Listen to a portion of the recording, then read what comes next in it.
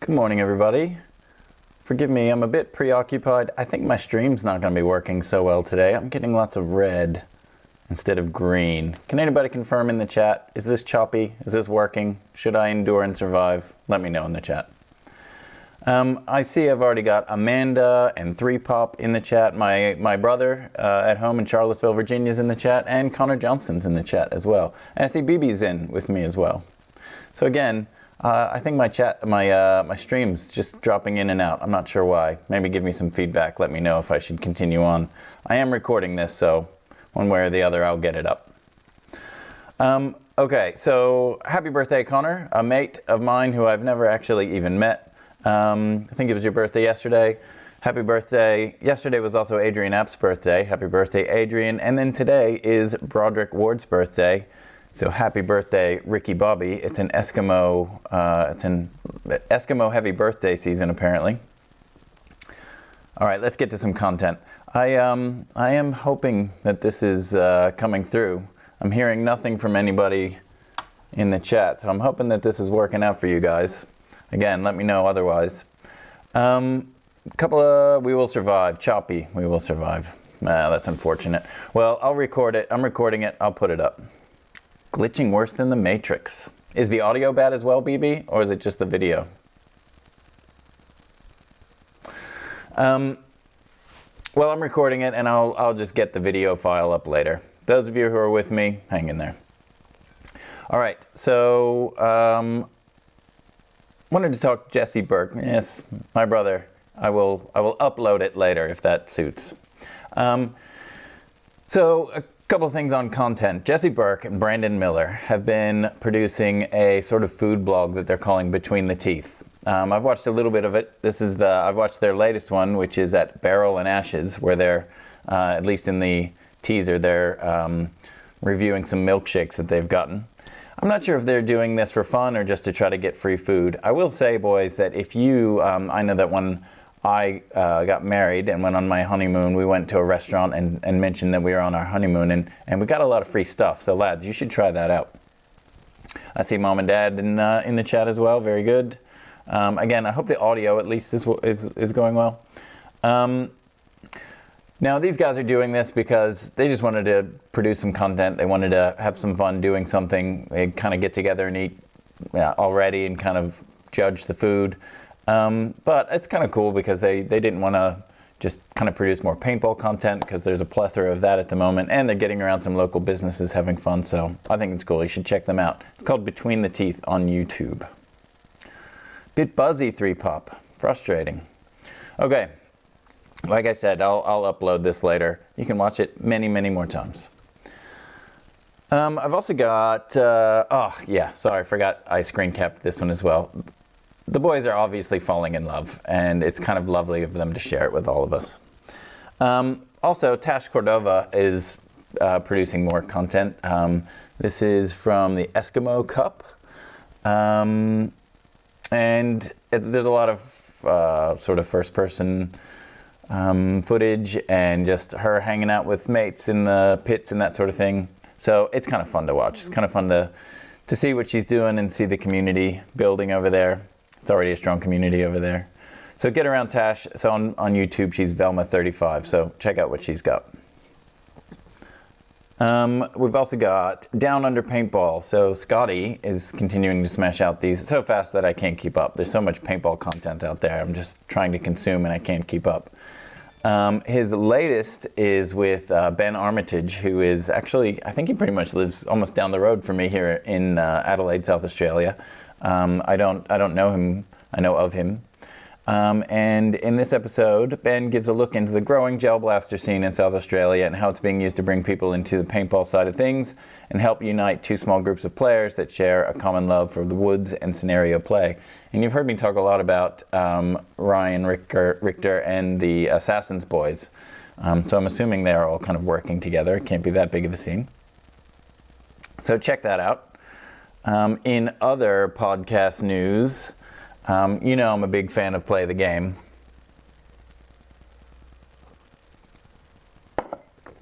I love Tyler Harmon. I love Marcelo. I love what they're doing.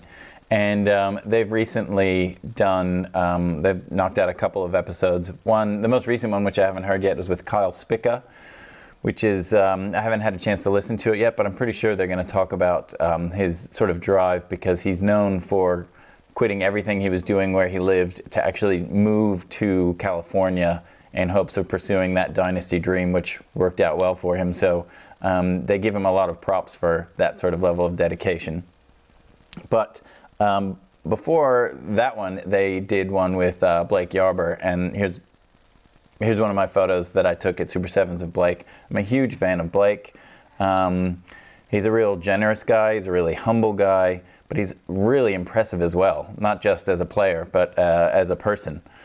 He goes on these adventures that are just mind-blowing, where a team will fly him out to compete in a tournament, and he'll say, sweet, fly me into Germany for the tournament, and then fly me out of Croatia or something like that. And then with little to no money, he'll just walk from one part of Europe to another and just try to survive and live and love life. And there's a few times where he's had some pretty close calls. He's pretty much nearly died in fantastic fashion a couple of times, and he tells some of those stories. It's pretty wild.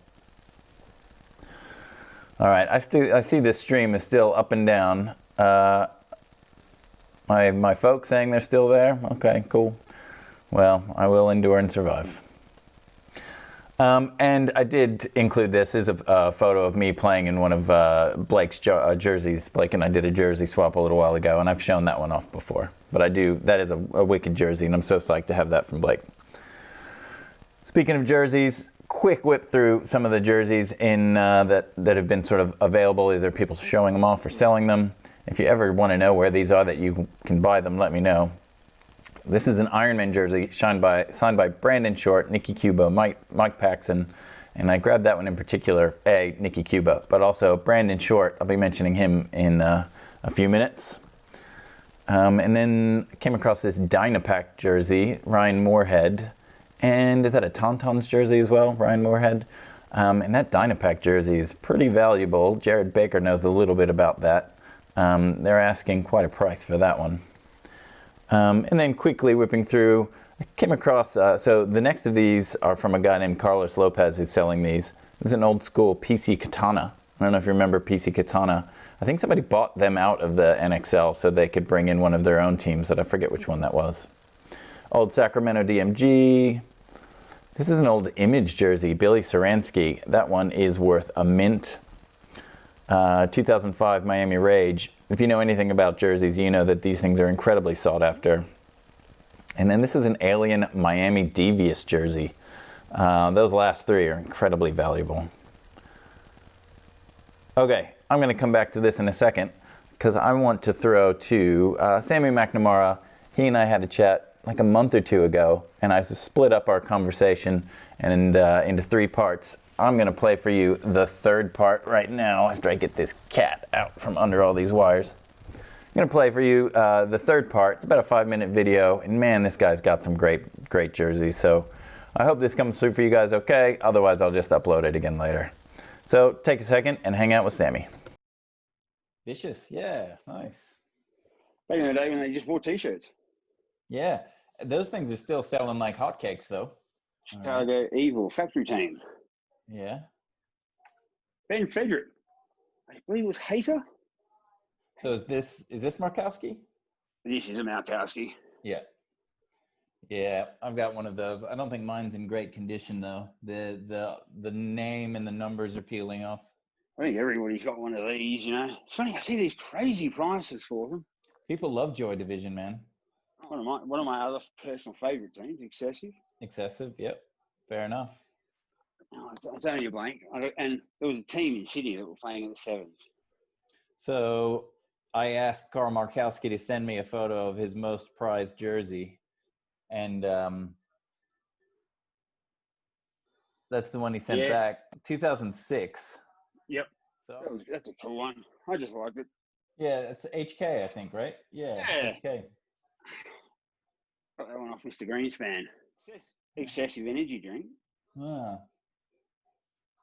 But if you have a look at the back, H2K. Okay. Oh, that's Detroit Strange. Yeah. Oh, okay.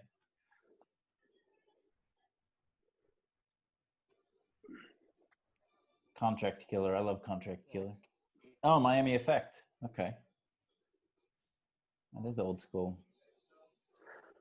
Which was the NXL team before they became infamous. Wow. It looks like an infamous jersey, doesn't it? Yeah. That's quite the old one. So is this your blank? Oh, no. Todd Martinez. Nice. That's a cool looking Dynasty jersey. I haven't seen that one. Not many people have. This is the Signature Series. Now, that one was actually given to me by another, you would know this man, a great South Australian fella, Gary Effie. Oh, Gaz. Oh, I miss Gaz. So do I, man. I just don't see enough of Gaz, man. He is an absolute superstar of the game, man. He was just a beautiful character, man. Really, really beautiful character. Man, you got a lot of Ironman, a lot of Dynasty. A red Dynasty jersey. The old Mantis. I will say that this one is still to the day the hot rod. Yep. Sith. Yeah, Sith. Okay. And I think that was the first line of the Vulcan that Vulcan ever came out with. Adrenaline. Rush. Is that? I've got an order for one of these right now. I think I'm picking one of these up from Tim Matthey. Ah, there you go. So I guessed with them and Neil Martin when at the AXL. Wait, is that Blade? Blade. Oh wow, that's old school. I do. Apocalypse. Another great jersey design by Trent Jenkins. Trent Jenkins, yeah. Everyone talks about Trent Jenkins and his jersey design. So Outlaws, I know of a few Outlaws, but what am I looking at here? Oh, it's WA. Okay, cool. So that was my friend who passed away, Starkey jersey. That is a cool jersey. I like that. The reason I did grab that one out is it's another Trent Jenkins design. Another old school. That's my first ever paintball jersey. Wow. You don't see them anymore, do you? 32 degrees? No. Well, before I stop recording, is there anybody you want to shout out to, or is there anything you want to? Nah, just anyone I've mentioned, man. You know, all the guys who've given me shirts over the years, or everyone, you know, people that give shirts and stuff for my children, man. Like, you know, they've all been awesome, dude, over the years. I've loved the paintball community, man. This is my 21st year in paintball, man. So it's been a long haul, man. I had to give up playing a lot because of my injuries and body and stuff. And everyone's just been awesome, man. I've really enjoyed the community that we've got. And I think we're going to get a turnaround. It's going to come back around our way, and it's going to get even better one day because there's plenty of kids of old players that are going, yep, let's do this. Cool, there it is. My last moment with Sammy Macnamara. So first of all, it seems like my stream has officially gone down. So that's a real bummer. I'm talking to myself in my living room right now. It's frustrating because I don't feel like I have any control over that, and I don't know what it is. I'm sure it's operator error somewhere. Anyway, Sammy, thanks for sitting down to have that conversation with me so long ago now. That jersey collection is one of the most varied and strongest in Australia for sure. Jared Baker's got an amazing jersey collection, but yours has that sort of Australiana focus that many don't. Just in that moment, some things that we kind of breezed over. The excessive energy drink jersey that you showed off, I think that was a Karl Markowski that he had kind of drawn on the back of because at the time Excessive had two teams, Excessive and Excessive Energy. There was also that Miami Effect jersey, which was a pre-infamous team. That Trent Jenkins Outlaw jersey design, I don't know what about it. Something about it just stands out to me, and I really liked that one. So thanks, Sammy, for taking the time to do that with me. That is the last part of our conversation. So you got to start collecting some more jerseys then, Sammy. All right. Now, jersey that I wanted to show off is one that I just received about a week or so ago. So my buddy Randy, seen here, Randy Kirby. So Randy is a guy that I hung out with in Charlottesville when I lived there, played with him, played against him, and he's always a very generous guy. He played some divisional paintball, played in some of the local leagues, and he had a full sup-air bunker set, and we'd go over to his place and play in his backyard. We called it Kirby ball. And a little while ago, I actually uploaded a video called Get Out, which was about a solid minute of people yelling at each other, telling each other to get out. That's at Randy's old place. And he was really close with Eric Prum, who is one of our local heroes who played for Infamous, and he had a few of Eric's jerseys over the years. And when Kirby saw that I was doing this, he asked if I would let him send me one of his jerseys. So, of course, I said, yes, please, thank you. And he sent me this. He sent me this old school Infamous jersey. I'm guessing it's like 2007, 2008. Sponsors, events were all the rage at the time. I don't even know what these used to be. And this is Eric Prum, E-Rock, Eric Plum. He had a few names. I think they had a Sly barrel system at the time, so they weren't wearing Profits. I don't even know if Sly Profits were out at the time. Sponsored by Badlands, Halo Hoppers, Action Village. So that is a wicked jersey. For one, sort of the old hometown hero. I did love Infamous back in the day, partially because I knew Eric, who played on them, but they're kind of like the outlaw pirates of the PSP. So yeah, I was a fan of them. I forget, I think they may have won PSP Dallas or something in this kit. I'm not sure. I don't remember. And the jersey itself is a pretty sweet jersey as well. It's got that quintessential yellow, Infamous yellow in there. And I think I got a picture of him. So that would be Eric right smack dab in the middle, and right to his right, you can see Shane Howe. Shane Howe looking 14 years old. I mean, Shane Howe is youthful in any way, but yeah, Shane Howe, Rusty Glaze hanging out in there. So that's my Eric Prum E-Rock Infamous jersey, care of Randy Kirby. Thank you, Randy. I appreciate everything you've done for me over the years. And now to go from my chat with Sammy Macnamara, who has a wide and varied jersey collection, I wanted to come back to finish my conversation with Dan Woods, who almost apologetically has a much smaller jersey collection, but the two guys have different sort of rationales in why they collect jerseys and different motivations in collecting jerseys. So let's take a few minutes and hang out and check out the last bit of my conversation with Dan Woods, which was very generous. So I'll see you on the other side of this one. Yeah. The next one I've got, this is actually, we played in this particular jersey. I don't know if you can see how worn it is. It doesn't have any sleeve left because this is when things kind of went a bit south with Dye. So for that last jersey, the 2013 jersey, that year, Devon rocked up to World Cup Asia with 10 brand new DM14s, all our gear, just handed it to us. And we were like, oh, you know, we've made it. Yeah, but, we've arrived. Yeah, but I think I would have taken better care of our jerseys if we knew, like, for the next 3 or 4 years, Dye had internal problems at the time, I think, and they just had no stock of anything. So, you know, this is the last jersey we got for the next 3 or 4 years, and that was kind of what led us to, before we went to Europe, swapping to HK, just to kind of make sure, you know, we could have you know, new gear when we were going over there.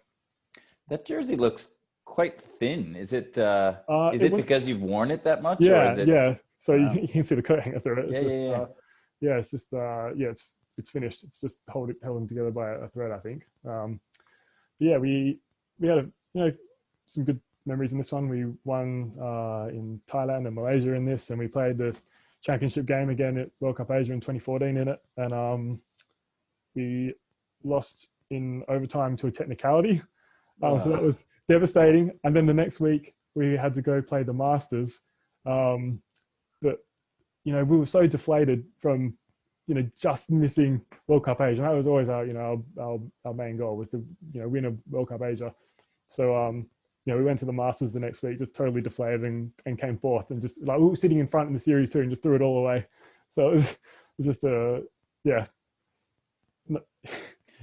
you came in fourth for Masters, but how did the series finish up? Envious came in from behind and took it. So that was their first year. And I think we finished first, second in the previous legs. And then just that fourth just threw it away. So it was disappointing. But that's 2014? Yeah, 2014. That is rough. Yeah. So still salty, as you can tell. Yeah. So this is we finally got a new jersey. So we actually went through Raza for this one, so it's not a dye jersey. They still had no stock, but we couldn't wear those rags anymore. And this one is important because this is one we won the PAL series. So we won the Asia series this year. So took a long time to kind of do that. It was 8 years of Asia before we won the series. But now this is when 2017 when I was finally back on SWAT. So because I really because I wanted to play on SWAT for a while because I wanted to play the sevens. So initially SDK was at a crossroads between continuing to play the sevens or going to play in Asia, and Asia obviously won out, and I didn't really have a team to play with in the sevens for a long time, but got on SWAT in 2017, and then just been playing sevens with them ever since, and it's a great experience, especially with all the webcasts now. And I think the thing I found about the sevens too is that it kind of tries to build up the players in Australia. Kind of it's not just all about the event. It's Mike's trying to build up, talk up players, and he certainly does. Yeah, he's always talking about so-and-so is a champion and so-and-so is a beast, and and I get into that personally because it's sort of like if you build it they will come sort of a thing. Like if we just go, okay, this is all important, let's all pay more attention and give this more reverence, then other people start paying more attention and give it more reverence, and it just becomes bigger. Exactly. It's definitely, I think, sorely needed in this region. Especially in America, where the pro players are so idolized. I guess it's not that we're that kind of idolization. I think the Australian teams, but just to build it up a bit and make a pro scene, I guess. Next jerseys I've got are our two Europe jerseys. So this is probably I'll go one at a time. This is our 2017 jersey. So in this one we played Division 1 in the Millennium Series when it was still the Millennium. And so we're it's a little team from Perth, and we finished fourth, and there's about 70 teams I think in Division 1 in the Millennium at that time. So just kind of I guess validated all that time in Asia a bit that we were kind of competitive on a bigger scale, because there's something I think about these European events is just the scale of them. There's just more teams, and it's just bigger. So to still be competitive there, I was proud of that. Yes, and then I've got our 2018 jersey, which is when we moved up to semi-pro, because we finished fourth. We were eligible to move to semi-pro we had renamed to the NXL in Europe then. But not an overly successful campaign in semi-pro. It was always a bit out of our reach, I think. So there's a couple of things going against Australian teams, I guess, that want to go and play in Europe in the higher divisions. I think the first one is in terms of the quality of teams you have access to practice against. So if you're like a London team or something, you can just invite teams from France, if you want to go that far, just to have a quality practice against before COVID. Sure. Yeah, and the other thing I think that makes it difficult is the paint is expensive in Australia. So, you know, if you can have like a couple of hours in the afternoon of practice, that's a good practice. But in Europe, I guess when you're paying $30 for a box of paint, you can make a day of it, and you know really kind of get a master a layout before you have to play it at an event. So you know, not being able to do that against teams which are like we had the same level of seriousness as the teams we were playing against, but not the same you know, capability to kind of you know, practice as hard as them, I guess. And I can see why other teams might be reserved in giving you time to practice against you, because everybody's hoping to practice against somebody that's maybe at least a little bit better than they are, right? Yes. Yeah. And so if you might be a little bit of an unknown, or maybe, you know, Australian team, perhaps they could be good, but we don't know. Yeah. So you have to book a training session when you get over there.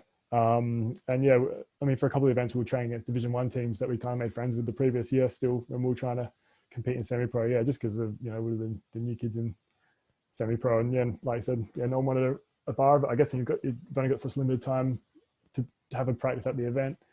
So yeah, it was uphill, but it was a good experience. I think, you know, with more time and more resources would definitely have helped, but it was yeah, it was a good part of the paintball journey, I guess. I've got this one is a WA State of Origin jersey. I've got this one because we won. So that was yeah, WA brought home the trophy at the Masters State of Origin.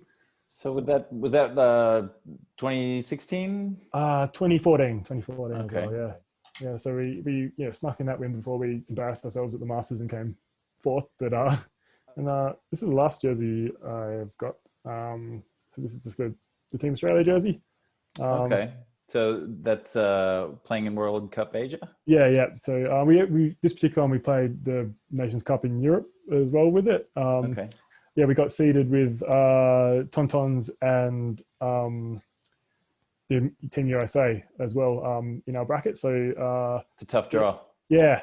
Not an overly successful campaign, but we were there.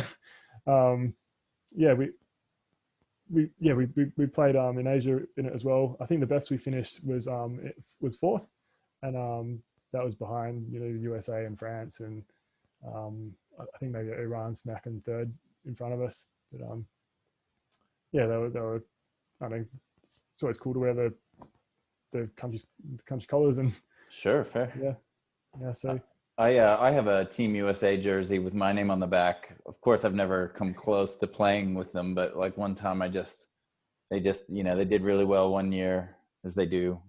And I just got super patriotic, and I got online. I'm like, I'm getting myself one of those jerseys.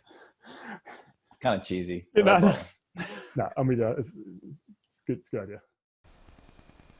Cool. More time with Dan Woods. He's such a quality guy, such a great player, such a generous guy. I love in that chat, he talks about 2014 and how rough 2014 was, both in Asia and then coming back in Super 7s and getting beat up at Super 7s and kind of missing out on the podium there. But you know, he talks about it as sort of like still being a little bit salty about it, but he strikes me as the kind of guy that would find that as a defining moment in his career, and he obviously held on to the jersey and still remembers the moments vividly. It's all part of the build up to the team and the person that he is. I also like the in, you know, that little moment where we talk about over at Super 7s and the work that Michael Wybrew does about not just like putting on a series, but trying to like pump it up to the recognition that it deserves, similar to in the States and in Europe. And I'm a big believer in that. You know, we all just, you know, if we all find it to be important, it becomes important. Now, I think this weekend in Perth, Dan and the SDK boys are running a 1v1 tournament, I think out at WASP. And I think the idea is that it was in the spirit of ultimate shootout with a buzzer and that sort of thing. And I think that was this weekend. I hope to hear how it went. Partially because we've, down here in South Australia, a few of us have been daydreaming about getting some sort of content up and running, some sort of event up and running. And so we're toying with this idea of a 1v1 challenge of our own. We're going with a Thunderdome 1v1 theme. And I think this is going to be a little bit more like Pro Tour esque. You know, I've been chatting a little bit with Brandon Short, who is the father of Pro Tour, and he's been kind of clarifying some rules so I can help get some ideas together. We're not going to have 13 temples like they do at Pro Tour, but we'll put together a Pro Tour style field, and I've got some, a few of us have some really interesting ideas about this one, and I'm pretty psyched to pull this one together. So watch this space. I think we'll have a really cool event, and there's a couple of elements of it that I think will make it particularly interesting and particularly special. So keep an eye out for that one, and I'm hoping that that then brings not only an event in South Australia for us to do, but also maybe some paintball action that we can then put out there for other people to consume. All right, lastly for today, just a reminder, Dwayne does all the hard yards around here. Tune in tomorrow, PBHQ Live, for all things paintball in Australia and in the wider community. He does great stuff over there, and yeah. Unfortunately, now my stream is bright green, and it would be strong as if I was running it now, but I've lost everyone today. I'm gonna have to figure out what's going on here. It's quite frustrating. But one way or the other, I'll keep pumping out content, and I hope you guys enjoy it. I'll see you guys next week.